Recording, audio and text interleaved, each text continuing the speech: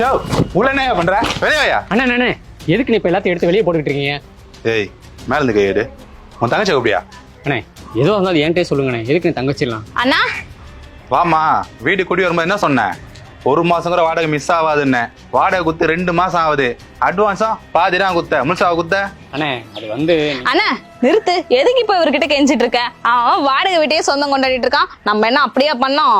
சரி இரு, யாரை கேட்டு இப்ப நீங்க வீட்டுக்குள்ள வந்தீங்க? யாரை கேட்டு வந்தீங்களா? இந்த வீட்டுக்கு நீ ஓனரா நான் ஓனரா? நீங்க வேணா ஹவுஸ் ஓனரா இருக்கலாம், ஆனா வீட்டுக்கு இந்த மாதிரி வரதா இருந்தா சட்டப்படி 24 மணி நேரத்துக்கு முன்னாடியே அந்த வீட்டுல குடியிருக்கவங்களுக்கு சொல்லிருக்கணும். அது மட்டும் இல்லாம காலையில 7 மணில இருந்து நைட் 8 மணி வரைக்கும் தான் டைம். அன்டைம்ல எல்லாம் உங்க இஷ்டத்துக்கு வரக்கூடாது. புரிஞ்சுதா? புரிஞ்ச மாதிரி தெரியலையே. ரெண்ட் தரலன்னு சொன்னீங்க சரி, ஆனா ரெண்ட உங்க இஷ்டத்துக்கு ஏத்திக்கிட்டு இருந்தா எப்படி தர முடியும்? உங்க இஷ்டத்துக்கு ஏத்துறோமா? விலைவாசி என்ன கேட்டியா ஏறுது? 1 லிட்டர் பால் 45 ரூபா. அது மட்டுமா அரிசி வாங்கணும், பருப்பு வாங்கணும். நீங்க கொடுக்குற வாடகைகள்லாம் என் போல ஓடிட்டு இருக்கு. நாங்க ஒன்னும் வாந்துட்டு குதிக்கலாமா ஹவுஸ் ஓனருங்களா? எங்களுக்கும் கஷ்டம் நஷ்டம்லாம் இருக்குது. அண்ணே 3-4 வீடு வச்சிருக்கிற உங்களுக்கே கஷ்டம் இருக்குன்னா வாடகை வீட்டுல குடியிருக்கிற எங்களுக்கு எவ்வளவு கஷ்டம் இருக்கும்? ஏய் அதெல்லாம் இங்க பேசாத. அப்ப கோர்ட்ல பேசிக்கலாமா? ஓ கோட்டுன்னா பயந்துருவோமா? இங்க பாருங்க, நீங்க ரெண்ட்டை இன்க்ரீஸ் பண்ணலாம், ஆனா ரெண்ட்டை இன்க்ரீஸ் பண்ண போறேன்னு 3 மாசத்துக்கு முன்னாடியே அந்த வீட்டுல குடியிருக்கவங்களுக்கு சொல்லிருக்கணும். சொன்னீங்களா? சொன்னீங்க. அப்புறம் என்ன சொன்னீங்க? அட்வான்ஸ் தரலையா? 3 மாசம் வீட்டு வாடகையை தான் அட்வான்ஸா கேட்கணும்.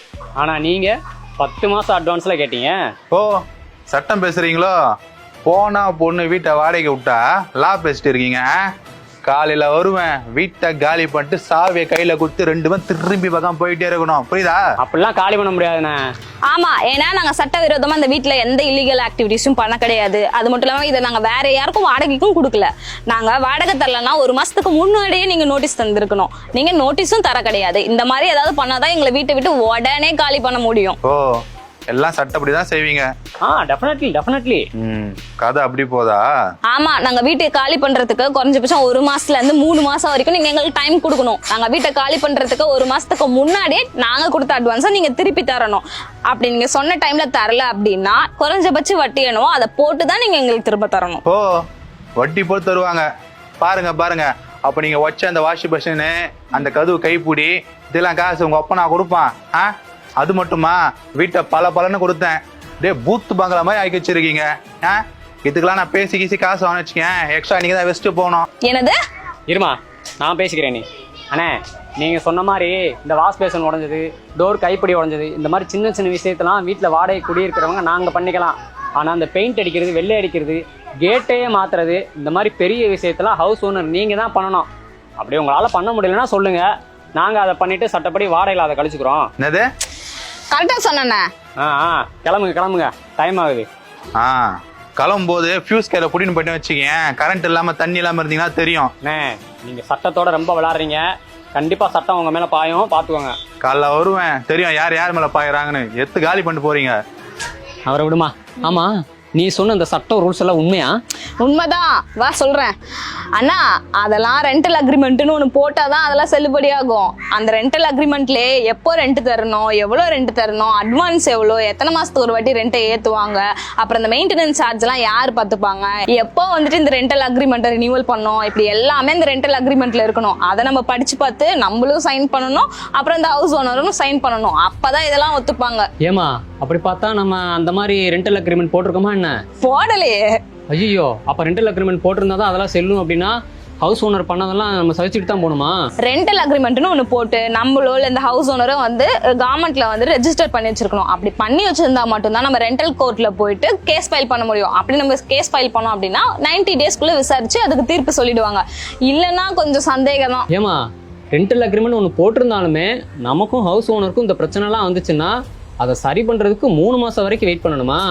அப்படிலாம் ஒன்றும் கிடையாது. சின்ன விஷயத்துக்குலாம் உடனே திருப்பி சொல்லிடுவாங்க. ரொம்ப பெரிய விஷயமா இருக்கு, காம்ப்ளிகேட்டடா இருக்குன்னா தான் 90 டேஸ் எடுத்துப்பாங்க அதிகபட்சமா. அதான் நம்ம ரெண்டல் அக்ரிமெண்ட்னு ஒன்று போடவே இல்லையே. அப்புறம் எப்படி ஹவுஸ் ஓனர் சரி கட்டுறது, கோர்ட்ல கேஸ் போடுறது? ஏமா நீ ஆரம்பத்துல சொன்ன மாதிரி அவன் வாடகை வீட்டை சொந்தம் கொண்டாடுறான்னு சொன்னேன்ல, அந்த மாதிரி நாமளும் இந்த வீட்டை சொந்தம் கொண்டாடினா என்ன? எத்தனை வருஷம் குடியிருந்தாலும் வாடகை வீட்டை சொந்தம் கொண்டாட முடியாது, கூடாது. அது தப்பு. அப்போ ஒன்றும் பண்ண முடியாது. நான் சொல்லிட்டே இருக்கேன், நீ பாட்டுக்கு போயிட்டு இருக்க. எப்படி அந்த ஆள் காலையில வந்து வீட்டை காலி பண்ண சொல்லிடுவான், நான் எதுக்கும் போய் துணிமணி எடுத்து ரெடியா வச்சிருக்கேன். நீங்களும் வாடகை வீட்ல இருந்தீங்கன்னா உங்களுக்கும் ஹவுஸ் ஓனருக்கும் என்னென்ன பிரச்சனைலாம் வந்திருக்கு அப்படின்றத மறக்காம கமெண்ட்ல சொல்லுங்க.